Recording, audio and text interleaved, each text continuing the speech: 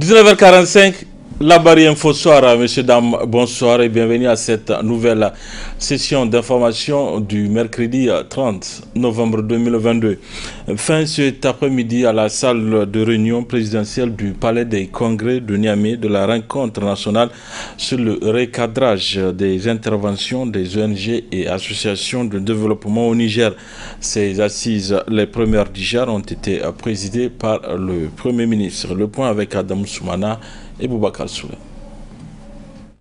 Après 3 jours d'intenses et fructueux travaux, les participants à ces assises nationales sur le recadrage des interventions des organisations non gouvernementales et associations de développement au Niger arrivent ainsi au terme de leur rencontre.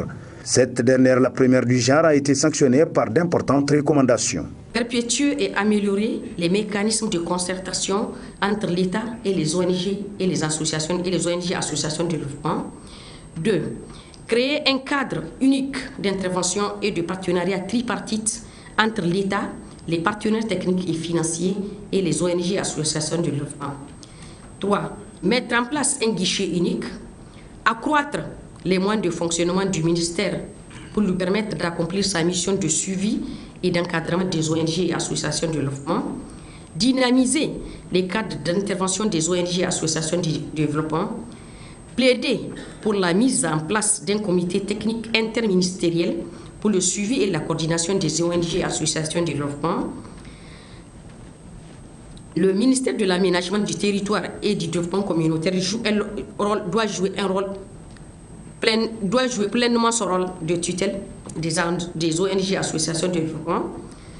Fédérer le cadre juridique en un seul corpus législatif spécial aux ONG et associations de développement conformément aux dispositions de la Constitution, élaborer une stratégie de communication assortie de son plan de mise en œuvre entre les ONG et associations de développement et toutes les autres parties prenantes, prévoir un fonds pour les ONG et associations de développement, moderniser la gestion des ONG et associations de développement par la mise en œuvre d'une plateforme qui facilite la création, la signature des documents comme le protocole d'accord type, le protocole de mise en œuvre, le contrôle, suivi, évaluation, sanctions, etc. La production, accessibilité des rapports d'activité. Mettre en place un guichet unique pour alléger le processus d'agrément, la signature des protocoles d'accord type et le protocole de mise en œuvre. Le toilettage des textes régissant le secteur des ONG et associations de développement, mettre en place un comité de suivi des recommandations des assises. Satisfait par la qualité des travaux et des résultats obtenus, le Premier ministre dit prendre acte des recommandations issues de ces assises qui seront minutieusement examinées par le gouvernement, a-t-il renchéri. Ces assises ont été convoquées dans le seul but d'améliorer la performance du secteur conformément à l'analyse diagnostique portée sur ce secteur et de façon plus large sur l'ensemble des acteurs opérant dans ce secteur. Les différentes recommandations issues de vos travaux seront examinées avec beaucoup d'attention par le gouvernement. Je tiens à remercier tous ceux qui se sont investis pour la réussite de ces importantes assises, qui, j'en suis sûr, feront des ONG nationales et internationales des acteurs incontournables de la mise en œuvre du plan économique et social 2022-2026, dont la table ronde est prévue la semaine prochaine à Paris. Ainsi, rendez-vous est pris pour la 2e édition de ces assises nationales en 2023, avec l'assurance donnée par le chef du gouvernement sur l'adoption de la feuille de route issue de la présente rencontre. À l'occasion de la célébration de la journée nationale de la liberté de la presse, l'ambassade des États-Unis d'Amérique, en collaboration avec APAC Niger, ont procédé cet après-midi au CCA à la remise du prix spécial Mariama Keita, catégorie Jeune Talent, un prix remporté par une concert de la télévision Gaskia. Suivant un extrait du discours prononcé par la présidente APAC Niger, Aminatou Nyandou. Cette formation réunit 28 participants des régions du Niger et toutes catégories confondues. Il y a également des communicateurs gouvernementaux et des communicateurs de la société civile qui bénéficient de cette formation. Notre prix porte le nom de Mariama Keïta. Qui est Mariama Keïta? Mariama Keïta fut la première femme journaliste du Niger. Elle occupa de hautes fonctions dans notre pays et fut également présidente d'honneur de notre association.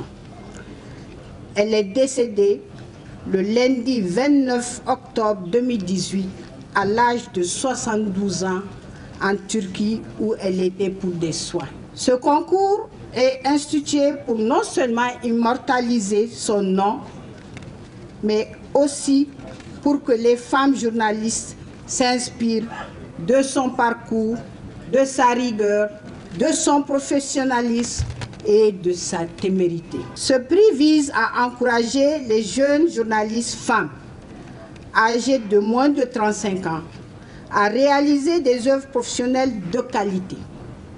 Il poursuit également l'objectif d'instaurer une culture d'excellence chez les femmes journalistes afin qu'elles soient plus compétitives dans les rédactions.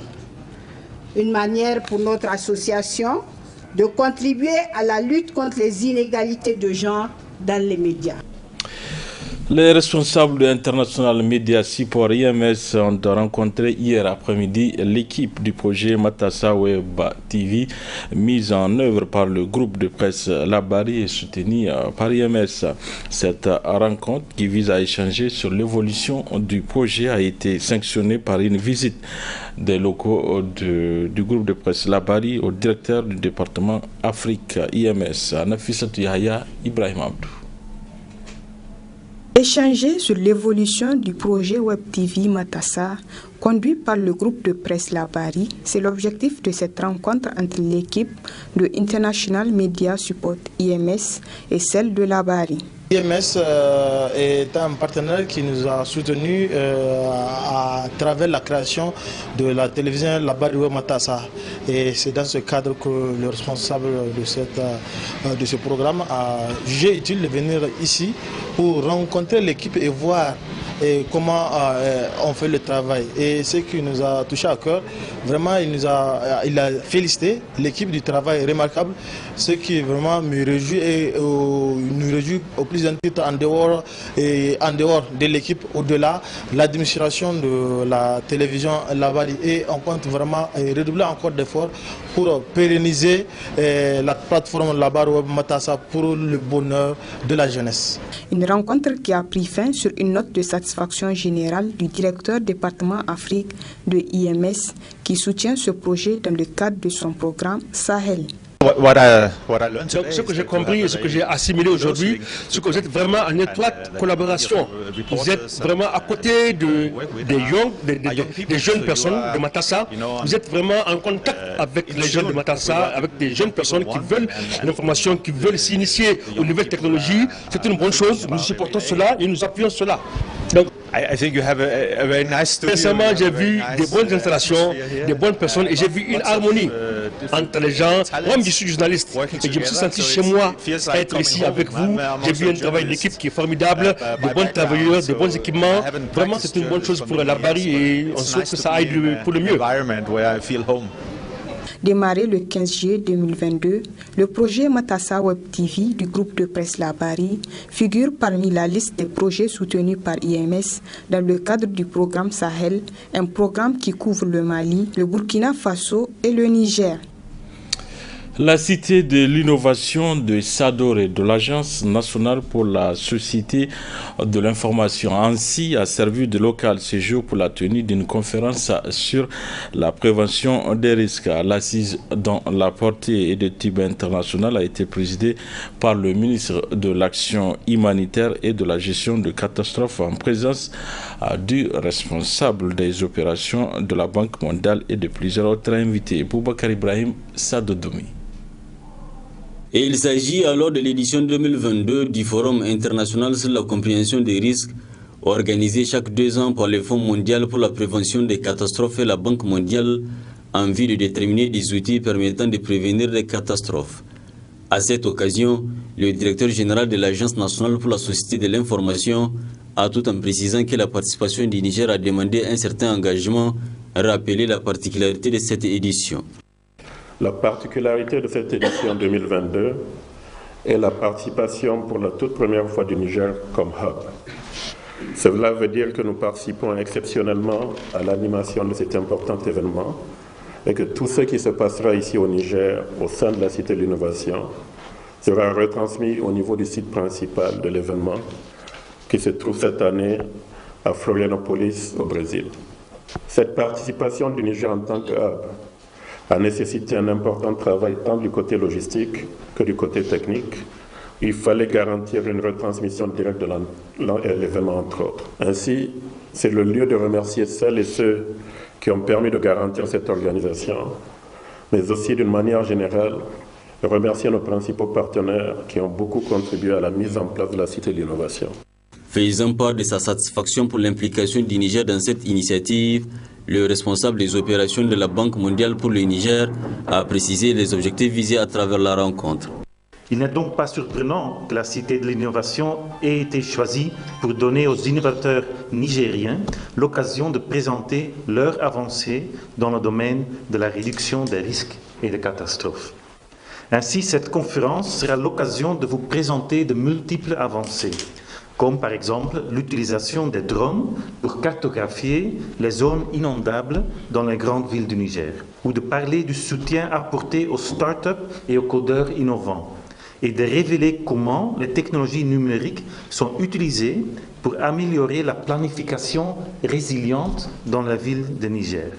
Dans son discours d'ouverture, le ministre de l'Action humanitaire et de la gestion des catastrophes, s'est livrant à la présentation de certains chiffres, a laissé entendre que le Niger est déjà engagé vers des initiatives de prévention des catastrophes. En étant parrain donc, de cette conférence, notre présence aujourd'hui dans cette salle et cette belle cité que je viens de découvrir, de l'innovation de l'Agence nationale pour la société de l'information ANSSI, a pour objectif non seulement de soutenir la dite conférence, mais surtout d'aborder avec tous les acteurs que vous êtes les nouvelles solutions numériques de notre pays. Notre pays se trouve en harmonie avec les objectifs globaux de cette conférence mondiale. Au regard de la pertinence des thématiques qui seront abordées au cours de ces 2 jours, plus d'une vingtaine d'institutions nationales, internationales et d'organisations non gouvernementales ont répondu présents dans cette salle. Pour cette session 2022 de la conférence Understanding Risk, le Niger constitue le seul satellite sur le continent africain, aux côtés de l'Angleterre en Europe et de la Nouvelle-Zélande en Océanie. Ainsi, du 30 novembre au 1er décembre, plusieurs thématiques vont y être développées par des experts en vue de déterminer des perspectives concluantes pour prévenir des catastrophes. Le quartier Kouaratagi, 6 dans l'arrondissement communal Niamey 2, a abrité la cérémonie de lancement des opérations de cash transfert du 2e cycle du projet filets sociaux adaptatifs 2 Wadata Talka. Ce sont 60 681 ménages qui vont bénéficier de ces cash transferts pour la résilience dans 668 villages et quartiers du pays. Le résumé avec Adam Soumana et Alidou Brema.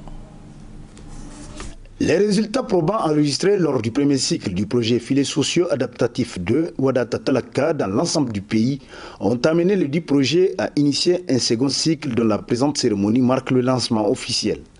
Ce cycle, qui se veut celui des opérations de cash transfert, touchera 39 communes du pays pour plus de 60 000 ménages bénéficiaires, dont 20 000 pour la région de Niamey.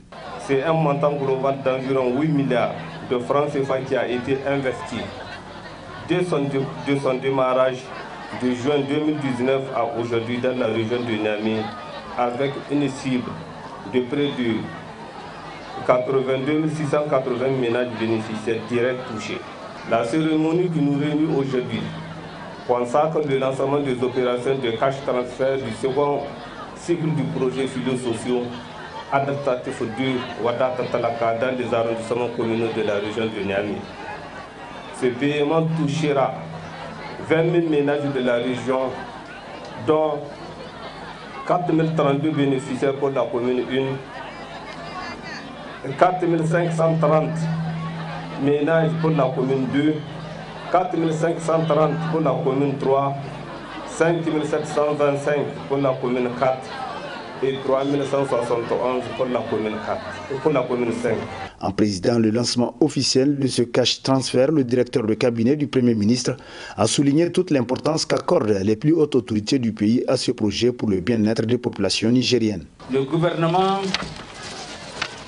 a réservé une place de choix à l'inclusion socio-économique des populations très pauvres et vulnérables.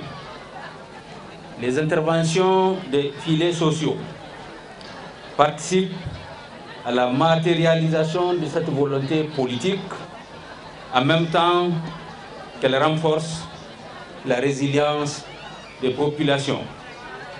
Mesdames et messieurs, la question de la protection sociale occupe une place de choix dans le programme de Renaissance Acte 3 de son Excellence M. Bazoum Mohamed, président de la République, chef de l'État. Pour matérialiser cette volonté politique, le gouvernement du Niger a initié la mise en place d'un système permanent de filets sociaux afin de faire face à l'extrême pauvreté et à l'insécurité alimentaire. Ainsi, à travers ces opérations qui dureront 2 années, ce sont 15 000 francs CFA qui seront octroyés mensuellement à chacun des ménages bénéficiaires, permettant une amélioration de leurs conditions de vie. Ouverture ce 30 novembre de la session ordinaire du mois de novembre du Conseil supérieur de la communication. Cette session porte à 5 points à son ordre du jour. Le résumé de la cérémonie d'ouverture avec Areta Salah et Ibrahim Abdou. Cette session du Conseil supérieur de la communication CSC au titre du mois de novembre débute en ce jour de commémoration de la Journée nationale de la liberté de presse qui est à sa 9e édition. Occasion pour le président du Conseil supérieur de la communication de souligner dans son discours les efforts du gouvernement à garantir la liberté de presse au Niger. Aujourd'hui, avec les réformes hardies entreprises dans le secteur de la communication et de la presse, le Niger dispose de l'un des meilleurs cadres juridiques et institutionnels d'expression. Le dernier acte en date du gouvernement est la révision de la loi portant répression de la cybercriminalité pour soustraire les peines d'emprisonnement relativement aux délits de diffamation et d'insulte. Le CSC, gardien de la liberté de presse et de l'indépendance des médias, ne peut que se réjouir de cette avancée fort significative. Il faut toutefois déplorer les comportements déviants de certains acteurs des médias qui continuent encore à ramer à contre-courant de l'histoire, en diffamant allègrement, en propageant de fausses nouvelles et surtout en contribuant à troubler l'ordre public dans un contexte sécuritaire délétère. J'appelle ces acteurs de médias à faire preuve de responsabilité et de professionnalisme en bannissant ces comportements qui entachent malheureusement la profession. 5 points sont inscrits à l'ordre du jour de cette session ordinaire du Conseil supérieur de la communication au titre du mois de novembre 2022. Parmi ces 5 points, le président du Conseil supérieur de la communication a insisté sur le 3e point qui concerne la mise en place du groupe de travail chargé de répartition du fonds d'aide à la presse 2021-2022. L'ordre du jour de la présente session ordinaire du Conseil supérieur de la communication au titre du mois de novembre 2022 porte sur 5 points. 1. Examen et adoption du procès-verbal de la session du mois d'octobre 2022. 2. Information sur le CSC. 3. La mise en place du groupe de travail chargé de la répartition du fonds d'aide à la presse 2021-2022. 4. Examen et adoption des rapports des commissions. Et 5. Questions diverses. Comme vous le constatez, nous procéderons à la mise en place du groupe de travail chargé de la répartition du fonds d'aide à la presse 2021 et 2022. Je sais que je peux compter sur votre capitale expérience pour que nous puissions, dans le respect des textes en la matière, procéder à la mise en place de ce groupe de travail, à déterminer ses attributions et lui donner un délai raisonnable pour mener à bien sa mission. Le président du Conseil supérieur de la communication a dans son discours félicité tous les professionnels de la presse qui se sont appropriés la Journée nationale de la liberté de la presse. Voilà, messieurs, dames, c'est tout pour ces 19h45 de la télévision Labari. Merci à vous de l'avoir suivi. Au revoir.